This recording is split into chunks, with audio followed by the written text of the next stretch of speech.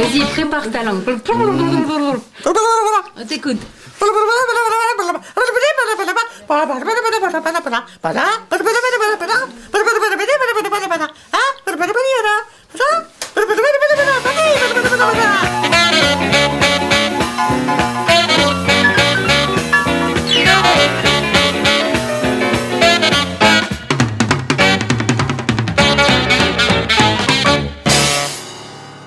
Donc le premier principe, c'est d'observer et d'interagir.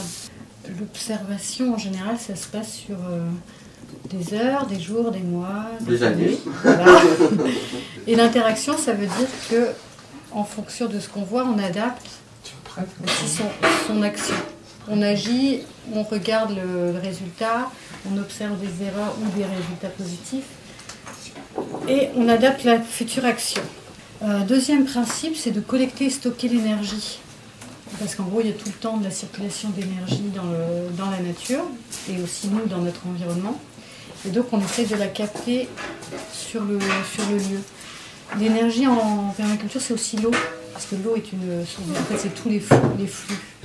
Donc, essayer de les capter pour après les mettre à profit. Troisième principe, c'est d'obtenir une récolte. Donc, c'est aussi d'observer, donc voir comment pousse la nature, mais à un moment donné aussi pour obtenir quelque chose ou faire quelque chose de ses mains, produire quelque chose en fait.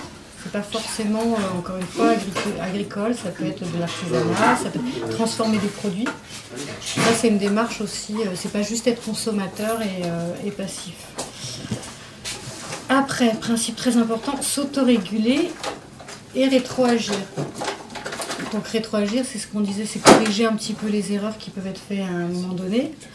Et aussi modérer ses besoins. C'est-à-dire qu'au départ, quand on fait un design de permaculture, on fait la liste des besoins et de ce qu'on veut obtenir. Ensuite, on fait les premiers tests et la première mise en production pour obtenir ce qu'on veut avoir. Et après, on observe les résultats. Et à ce moment-là, on voit qu'il y a des choses qu'on ne voulait pas qui sont là et des choses qu'on voulait qui ne sont pas là. Et c'est là qu'on peut se réguler pour savoir est-ce qu'on fait... On veut absolument ce qu'on voulait au départ et c'est absolument nécessaire, on veut que ça et donc on va mettre de l'investissement, des efforts, on va changer la terre, on va mettre des engrais, etc. Ou est-ce qu'on se régule un petit peu et du coup on s'adapte aussi à ce qui est présent. Et donc voilà. Alors, utiliser et valoriser les services renouvelables. L'énergie renouvelable, c'est-à-dire, par exemple, vous avez un cheval, donc vous avez des courses à remonter depuis votre parking jusqu'à votre voiture. Le cheval est une énergie renouvelable plutôt que de monter à un moment donné la voiture ou des choses comme ça. Une énergie renouvelable. Et la brouette est une énergie renouvelable. C'est notre propre énergie. On peut commencer par sa propre énergie. Faire du vélo. Faire du vélo, c'est déjà utiliser une énergie renouvelable. Enfin voilà, donc réfléchir à tout ce qu'on peut utiliser qui est sur place et qu'on peut rendre pérenne plutôt que de brûler du combustible ou utiliser une énergie qui disparaît, qui coûte. Après, pas de déchets. Ça paraît évident. Pas de déchets. L'absence de déchets. Ça veut dire qu'à priori, tout ce qu'on fait rentrer dans le système, dans l'environnement, n'en ressort pas.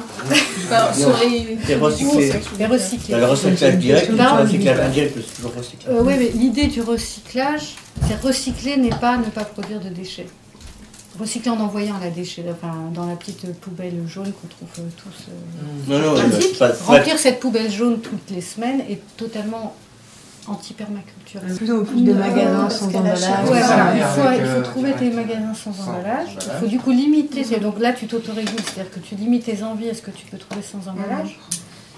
Oui, non mais c'est un engagement. C'est pour ça que non, mais en fait, il faut pas essayer de tout faire d'un coup.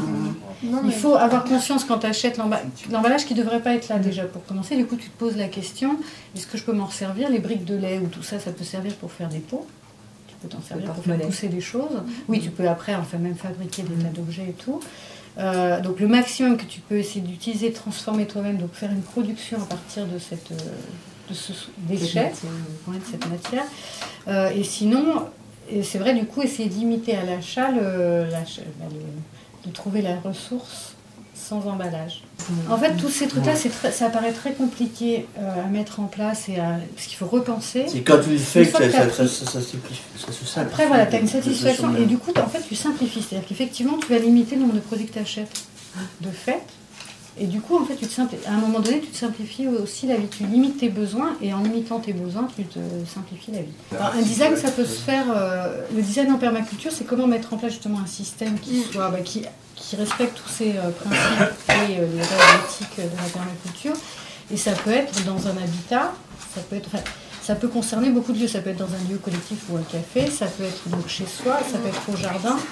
Le design, c'est à un moment donné, on se pose la question, tiens, j'ai un projet à faire, comment je peux le rendre permanent, soutenable et plutôt bénéfique? Parce que la permaculture, c'est pas seulement de rendre normalement soutenable, pérenne, ça va au-delà, c'est de régénérer, c'est de rendre plutôt positif. C'est-à-dire que dans la nature, il y a un effet d'avance où ça augmente la production augmente tout le temps, jusqu'au moment où effectivement il peut y avoir une crise ou un monopole d'une espèce, une absence de biodiversité, donc il y a un étouffement, il y a un effondrement qui rappelle la diversité, etc. Mais c'est un système où c'est vrai que la croissance est infinie, pas la croissance économique en fait.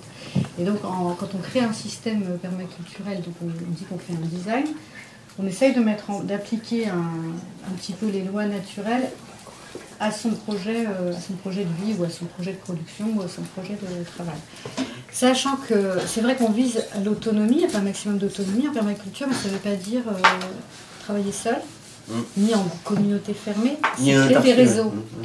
C'est pas même un collectif de 12 personnes. L'autonomie n'est pas du tout synonyme de l'autarcie, que c'est le contraire. Oui. L'autarcie, c'est assez fermé. C'est pas être fermé, c'est pas trouver un équilibre entre soi sur soi en espérant même grandir entre nous. Entre les individus et entre les collectifs. Multiplier les échanges et les zones de contact avec l'extérieur, justement, que ce soit au niveau individuel, au niveau collectif ou même en zone de production. C'est-à-dire que la rencontre et l'échange est un signe de vivant, enfin de vie, de positivité, de diversité, etc. Oui, alors voilà, on va arriver au prochain principe qui est petite échelle et patience. L'inverse, petite échelle, faire à petite échelle. C'est-à-dire commencer à faire, donc ce qu'on devra faire tout à l'heure, mais commencer quelque chose. Plutôt que de se dire, ah oui, je ne peux pas commencer maintenant parce que j'ai pas un grand terrain, ou je ne peux pas commencer maintenant parce que j'ai pas tous les outils nécessaires pour monter un atelier de je sais pas, enfin, même en artisanat, etc.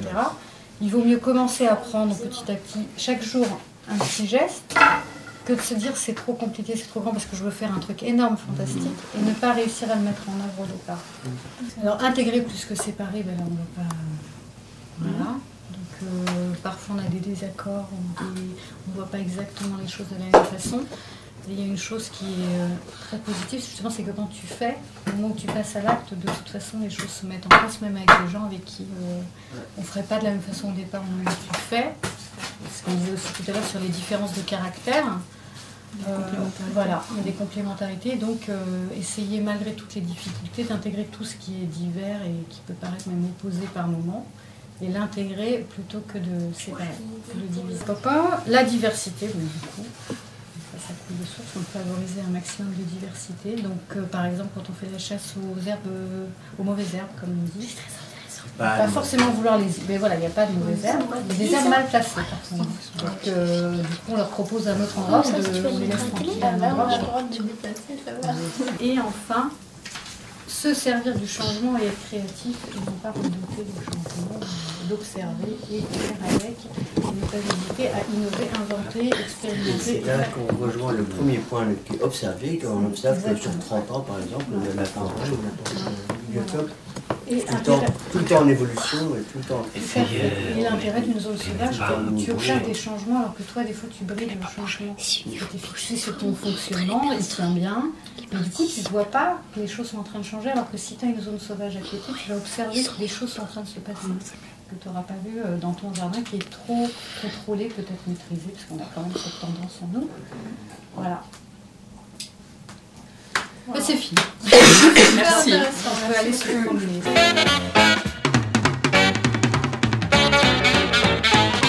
Bonjour à tous, aujourd'hui on va avoir un invité, alors on va parler de la permaculture et pourquoi ils sont venus.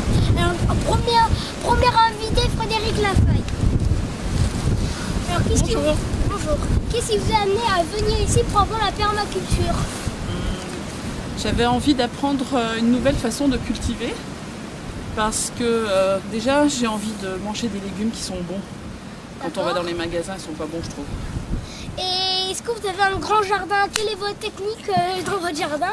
Alors j'ai un jardin qui est quand même assez petit, mais je pense que je vais pouvoir faire assez de légumes pour ma famille. J'ai un petit jardin qui fait, j'ai prévu 15 mètres carrés de jardinage. C'est déjà beaucoup pour un début. Exactement. Donc, mais vraiment, qu'est-ce qui vous a poussé à aimer le jardinage? J'aime la nature. Quand je suis dans la nature, je suis sereine, je suis bien. Voilà, et, ça vous détend? Ouais, exactement, ça me détend. Ouais. J'ai vraiment l'impression de faire quelque chose qui m'apporte beaucoup. Voilà. D'accord. Mais et qu'est-ce que c'est votre travail déjà? Mon travail? En dehors de la permaculture, de mon intérêt pour le jardinage, je suis ergothérapeute. Mais qu'est-ce qui vous a, disons, amené à faire ergothérapeute? Oula, on remonte loin là. Qu'est-ce qui m'a amené à faire ergothérapeute? Depuis que je suis enfant, je voulais faire médecine. Je voulais être docteur. Et puis, j'ai toujours gardé ça en tête. Et quand en fait, j'ai commencé mes études de médecine, et ben, j'ai découvert le métier d'ergothérapeute et ça m'a beaucoup plu. Donc ça vous a plus plu que la médecine? Exactement. En tout cas, au niveau des études. Qu'est-ce que vous faites dans l'ergothérapie? Je m'occupe de personnes qui sont handicapées, en tout cas qui sont en difficulté. Dans leur vie quotidienne. Ils ont quoi comme problème? Ils sont handicapés physique, mental? Ouais, ça peut être un petit peu des deux, mais en ce moment, je vois beaucoup de gens qui ont des handicaps, comme on dit, invisibles. C'est beaucoup d'enfants qui ont des troubles des apprentissages. Ils ont du mal à lire et à écrire. Je voudrais finir. Au revoir. Ils n'arrivent pas à lire et à écrire. Voilà, je voudrais finir ce que je dis. Et qu'est-ce que vous leur faites faire à part la lecture et l'écriture? Est-ce que vous avez d'autres techniques, plein de choses? Exactement, oui. Je mets en place des outils, des aides. Vous avez des jeux faits exprès, c'est ça? Exactement, ouais. Des jeux. Comme quoi? Expliquez-nous un jeu, par exemple. Un jeu? Alors plutôt un jeu? Par mais exemple, pas un vrai jeu, mais pour aider. Par exemple, j'ai des jeux qui vont être des jeux de construction. Donc pour aider les enfants ou les adultes même, avec les adultes on peut s'en servir. Des enfants qui ont du mal à comprendre la géométrie, comment on construit, tout ce qui est en trois dimensions. Donc j'ai des jeux où on construit des choses, on apprend ensemble à trouver des techniques pour mieux appréhender la 3 dimensions. D'accord. Est-ce que vous avez des jeux de faire, par exemple, il y a une petite tige comme ça avec un plateau, il faut faire les tenir en équilibre? Exactement, ouais, ça j'en ai un, ouais. Et ça vous sert des fois ou ça vous sert pas du tout? Ça me sert assez souvent, ouais, ça me sert assez souvent. Ça c'est pour travailler la dextérité. Ouais. D'accord. Voilà. Et bien c'était l'interview avec Frédéric Lafaille. Merci. Merci à toi. Au revoir. Bonne journée. Bonjour, alors on vient de se quitter pour Frédéric Lafaille, maintenant c'est à Philippe. Alors, bonjour Philippe. Bonjour. Ça va? Ouais. Bien. Alors qu'est-ce qui vous a amené à venir faire de la permaculture? Ce qui m'a amené, ça je te fais une fleur. Merci. C'est parce que j'avais envie de connaître les techniques et comment différentes pour arriver à faire des buts et des couches chaudes et tout le système de l'agrobiologie pour faire pousser des légumes. Et qu'est-ce qui vous a poussé à aimer le jardinage? Alors le jardinage, c'est déjà un métier que je fais depuis pas mal d'années, ouais, et qui fait que on apprend toujours et il faut toujours s'ouvrir à des nouvelles techniques et surtout des techniques douces. Et est-ce que vous avez un grand jardin assez pour faire beaucoup de légumes? Pour l'instant, non, j'en cherche un. D'accord. Et est-ce que vous avez un métier? Oui, je suis jardinier, paysagiste. D'accord, ça fait longtemps que vous faites ça, jardinier, paysagiste? Ouais, ça fait une vingtaine d'années. D'accord, ben, c'était une interview avec Philippe, merci. Merci. Au revoir. Au revoir. Bonjour, on vient de se quitter pour Philippe. Non, ça va être à Séverine. Alors c'est celle qui présente le stage de permaculture. Bonjour. Bonjour Mathéo. Bonjour. Comment vas-tu? Très bien. Alors qu'est-ce qui vous a mené à faire ce stage de permaculture? Alors j'ai rencontré Agnès. Oui. Et du coup, on travaillait sur un projet de café collectif ensemble. Et elle m'a présenté ce lieu magique, Plantelou. Et elle a su que je faisais donc de la permaculture depuis quelques années. Donc ça t'a donné une idée de venir ici pour donner un petit stage. Voilà, et on s'est dit, oh là là, quel lieu fantastique pour accueillir des gens, apprendre en pratiquant. D'accord. Et du coup, passer des moments agréables ensemble dans un bel endroit. Mais est-ce que ça vous plaît d'apprendre des techniques à d'autres gens qui ne connaissent pas? Ah bah oui, ça c'est fabuleux, surtout avec la permaculture, parce que la permaculture c'est un petit peu magique. Donc les gens découvrent des choses qui sont faciles à faire et en même temps qui leur permettent par exemple de faire des économies, de se sentir bien, de manger des choses bonnes et éventuellement de les partager avec leurs amis. Donc oui, ça me fait très plaisir de partager Et est-ce que vous avez un métier à part la permaculture? ça. Non, D'accord. c'est mon métier vraiment. Et c'est quand vous avez commencé à aimer la permaculture? Alors ça fait une dizaine d'années que j'entends parler de la permaculture, mais je me suis formée il y a 5 ans. D'accord. Et après, j'ai fait des expériences entre l'Inde et la France. Vous êtes allé en Inde? Ouais, je suis allée en Inde chaque année pendant 7 ans. D'accord. Et là, j'ai travaillé avec des enfants, avec des fermiers, avec des associations. D'accord. J'ai réappris à vivre plus simplement, à faire beaucoup de choses moi-même. Alors qu'en France, on a tendance à tout acheter tout prêt. D'accord. Et du coup, je me suis dit, oh là là, c'est fantastique comme la vie est simple, facile et moins coûteuse quand on sait faire tout ça. D'accord. Et maintenant que je rentre en France, je me dis, oh là là, on pourrait faire tellement de choses sans se prendre la tête, en s'amusant dans des beaux jardins comme ça. Et du coup, on pourrait plus facilement partager et on aurait moins de stress. Et les gens pourraient aussi arrêter de travailler pour faire de la permaculture. Mais est-ce qu'un jour vous avez vu un métier qui vous avait plu, mais après vous avez dit non, je préfère quand même la permaculture? Ouais. Est-ce qu'un jour vous avez hésité entre un métier et un autre? Ouais, tout à fait. Avant, je travaillais, j'ai créé une association, je faisais des ateliers multimédia avec des enfants. On faisait des dessins animés, des vidéos, des choses comme ça. Et dans les cités du Val d'Oise, je faisais ça. Et puis un jour, je me suis dit, mais en fait, pourquoi j'apprends aux enfants à passer du temps devant des ordinateurs? Parce qu'on faisait beaucoup de travail devant l'ordinateur. Alors que moi, j'avais envie d'être dehors tout le temps. Parce qu'il faisait tout le temps beau quand vous faisiez ça? Non, même quand il fait pas beau, j'aime bien être dehors. D'accord. Ben, c'était une super interview avec Cécile. Merci. Séverine. Séverine. De rien, Mathéo. Bonjour, on vient de se quitter avec Séverine. Maintenant, c'est à Cécile. Bonjour Cécile. Bonjour Mathéo. Alors, qu'est-ce qui t'a amené dans ce stage de permaculture? Bah, écoute, depuis peu, je suis passionnée de permaculture. Et j'ai lu pas mal de choses, j'ai vu des vidéos dessus et j'avais envie de pratiquer un petit peu. Donc, Ça te donnait envie? ça m'a donné envie, ouais. J'ai toujours envie, ouais. Mais d'abord, j'aimerais bien savoir, je demande à la personne, mais quel âge as-tu? Ça tombe sur moi. Mais oui, on est quand même jeune. Ok, ça fait partie du truc, ça. Ouais, mais oui, ouais, je dis ce que je veux. Hein. Pousse. Bon, non, bah écoute, j'ai 33 ans. Voilà, c'est tout, pas de question.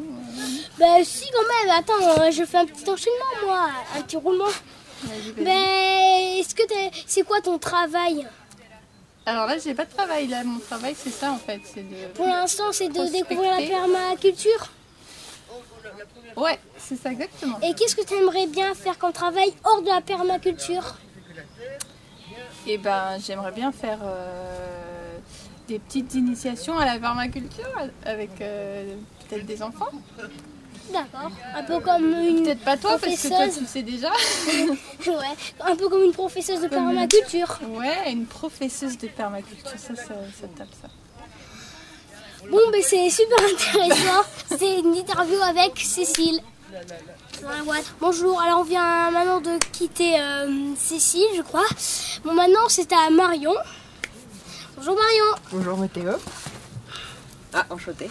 Moi aussi. Alors qu'est-ce qui t'a dit, qu'est-ce qui t'a mis en vue de venir à ce stage?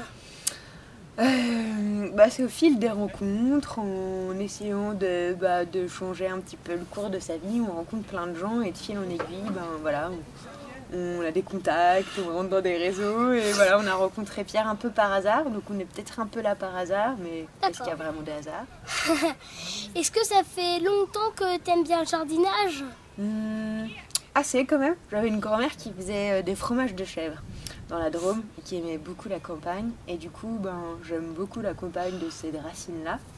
On est avec ma famille, mais j'ai pas beaucoup vécu à la campagne, plutôt en ville. Du coup c'est un choix de revenir un peu à la terre. D'accord. Et une question, est-ce que tu as un travail en dehors de la permaculture? Alors pour le moment non, je viens juste de terminer mes études. Et plutôt que d'essayer de trouver un travail, en tout cas de s'insérer, comment dirais-je, de manière un peu normale dans la société, je me suis dit qu'il y avait plus de temps à perdre, il fallait vraiment que je réfléchisse là maintenant à une alternative. Donc pour le moment je suis plutôt en voyage un peu pour découvrir tout ce qui se fait en lien avec la permaculture, la transition, l'agroécologie, enfin tous ces mots un peu gros et voir ce que les gens en font.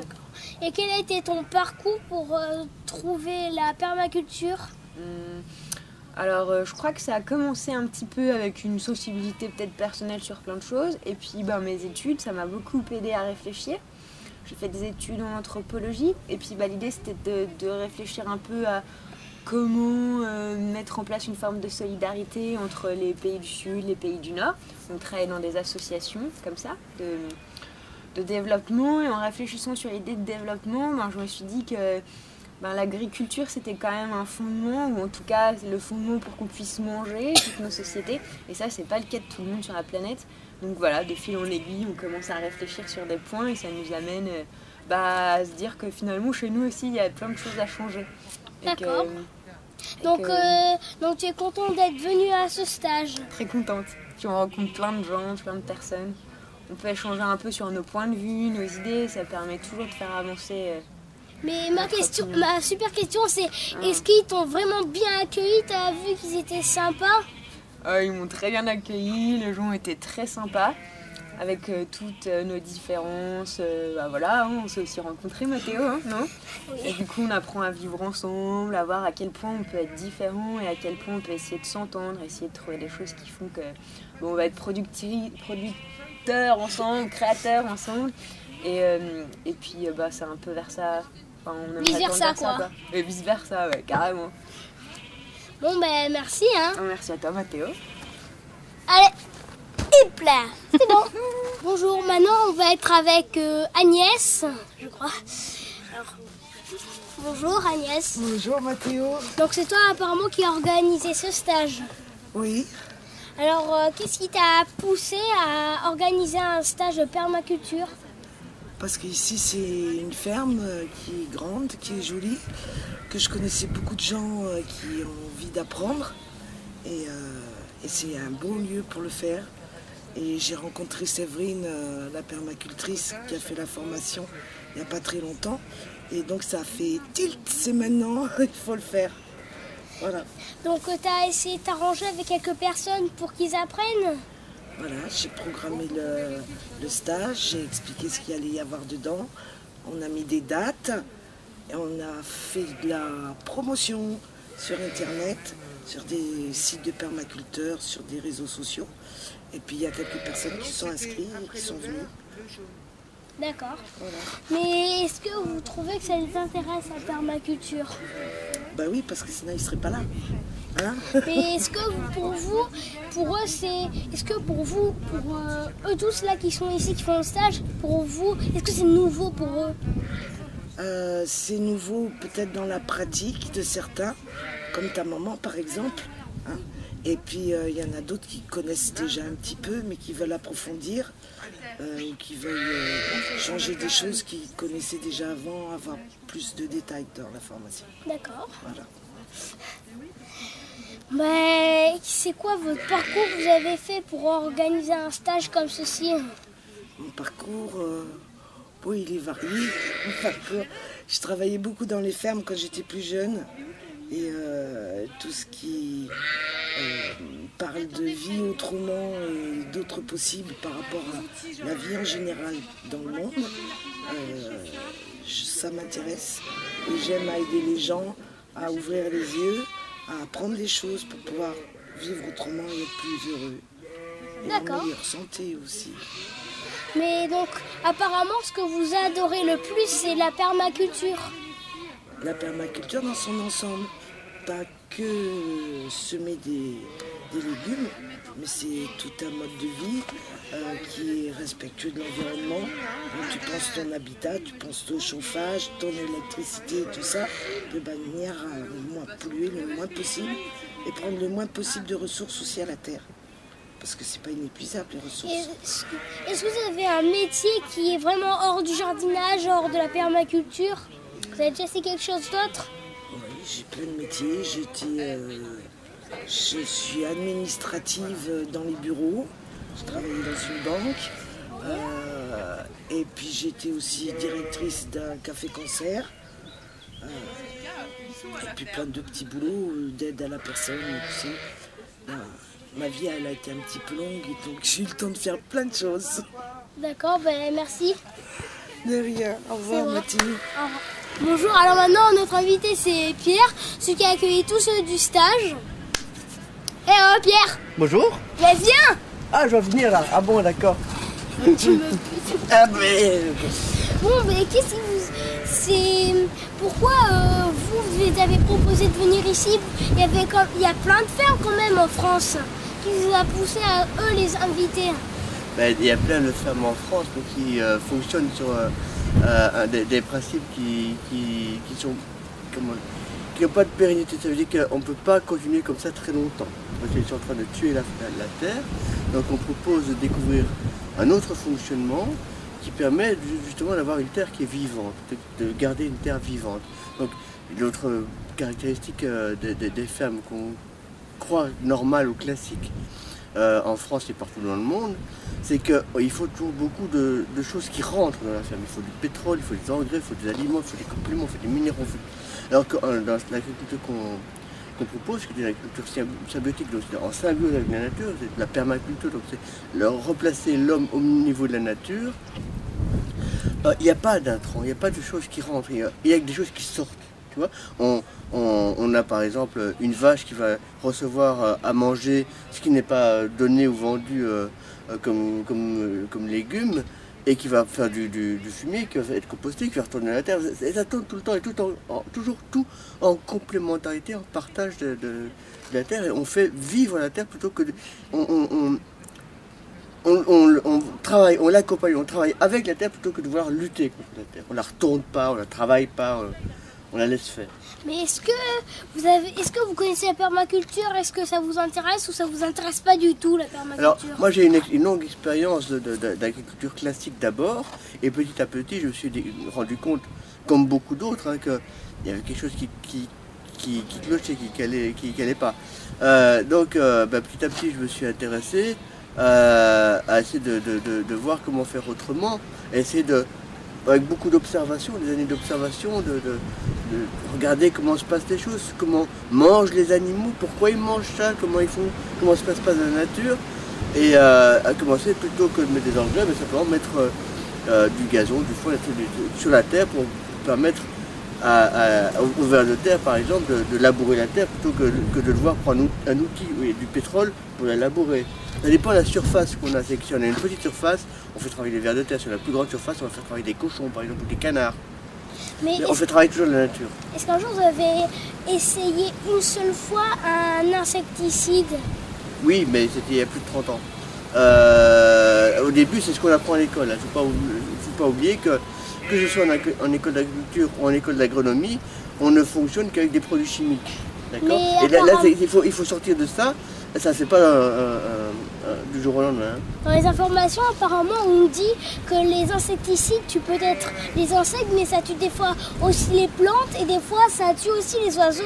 Ça, c'est quelque chose qu'on commence à réapprendre, mais c'est quelque chose qui n'était pas connu il y a 30 ans ou même 20 ans. D'accord? Mais non, il y a encore des conflits là-dessus, et il y a encore des gens qui pensent qu'il faut faire comme ça. C'est juste pas possible. D'accord? Parce qu'on tue effectivement, comme tu dis très bien, des abeilles et tout ça. Il y a aussi des effets pervers, c'est que si tu mets un désherbant, simplement, qui s'appelle le glyphosate, qui est très connu sous le nom de Roundup, établi par Monsanto, on va dire qu'il n'atteint pas les animaux, sauf qu'il va tuer les petits escargots, les tout petits escargots des limnés, qui vont être mangés par des gallinacés, des canards, des faisantes, etc. Et eux vont mourir d'avoir bouffé les escargots. Mais ils ne vont pas mourir directement de désherbant, mais ils vont mourir de... Tu comprends? C'est comme un autre exemple qui n'a rien à voir avec l'agriculture, mais au Canada, des gens qui vont chasser le canard. Dans les lacs, il y a plein de plombs de chasse. Les saumons vont manger le plomb, mais ça ne leur fait rien. Par contre, ce sont les aigles royaux qui vont attraper le saumon, qui vont se nourrir, les aigles pêcheurs, pardon, qui vont se nourrir de saumon et qui vont mourir à cause de l'excès de plomb. Tu vois, c'est sur des chaînes. Alors effectivement, il y a 40 ans que j'avais un peu plus de tournage, j'avais vu une vidéo comme ça où on montrait ces chaînes alimentaires où il y avait la répercussion des poisons qui se retrouvaient finalement en bout de chaîne. Et mais bon, à cette époque-là, c'était normal. On commençait tout juste à s'inquiéter de cette évolution. Maintenant, c'est encore très marginal, il y a encore très peu de gens qui prennent conscience, mais qui veulent faire autrement, mais ça s'étend de plus en plus vite. Apparemment, avant, on disait que les agriculteurs, au moins, utilisaient 100 litres d'insecticides. Et après, ils en ont interdit. Pourquoi ils n'interdiraient pas complètement l'insecticide au lieu d'en enlever quelques litres? C'est que, en fait, c'est une évolution longue. C'est qu'il y a une vingtaine d'années, pour les pommes, simplement une pomme, d'accord, il y avait 16 traitements par an. Maintenant, on est arrivé à 24 traitements par an, plus un traitement dans les frigos, en ambiance contrôlée, c'est un traitement hormonal qui vont complètement dénaturer la pomme. Mais j'aurais tendance à dire, il est interdit d'interdire. Je crois que le mieux, c'est de prendre conscience soi-même. Imagine que si personne ne voulait manger de ces pommes-là qui sont empoisonnées, ils pourraient tout simplement plus les vendre, donc plus les produire. Il est beaucoup plus efficace de prendre conscience soi-même du poison que l'on mange dans nos assiettes, comme dirait Marie-Monique Robin, que de vouloir interdire. C'est beaucoup plus efficace. C'est un peu plus long, mais c'est beaucoup plus efficace. Tu vois, si toi tu sais que ce que tu manges n'est pas bon, tu vas pas avoir... à un moment lui dit, non, je ne peux plus acheter ça. Donc si personne ne l'achète, plus personne ne va vouloir le produire. C'est simple, tu comprends? Si plus personne ne voulait acheter du pétrole pour sa voiture, eh ben, il n'y a plus de personne qui vendrait du pétrole. Tu comprends? Oui. Donc, tout le monde à vélo. Bon, c'était une super interview. Merci. Voilà, merci à toi. Bonne continuation. Maintenant, on échange de rôle. Vas-y, on échange de rôle. J'ai une question à te poser, Mathieu. T'es prête là? Ouais. J'ai une question à te poser, Mathieu. Oui. Alors, j'aimerais savoir ce que tu as compris. Est-ce que tu as compris ce que c'était que la permaculture? Pour toi, c'est quoi? Ben, pour moi, j'ai vu que c'était un peu, comme tu m'as expliqué, une technique de jardinage nouvelle. Parce que moi, avant, je faisais aussi du jardin dans un centre. Donc, maintenant, on échange de rôle. C'est pas grave. Oui. Et j'ai trouvé un peu que j'aimais bien ça. Parce que comme ça, on découvre comment faire pour faire survivre des plantes. En fait, apprendre à être un peu, comme, entre parenthèses, en harmonie avec la nature. Et donc là, je vois ces personnes qui s'amusent bien, donc moi je suis content de les voir qui s'amusent et je suis content de leur voir apprendre quelque chose qu'ils ne connaissaient pas avant. Bon, super. Est-ce que tu reviendrais faire un stage de permaculture avec nous? Volontiers, hein. Volontiers, bah écoute, génial. Bienvenue. Tu es un futur permaculteur alors. Bravo Mathéo. Merci. Merci.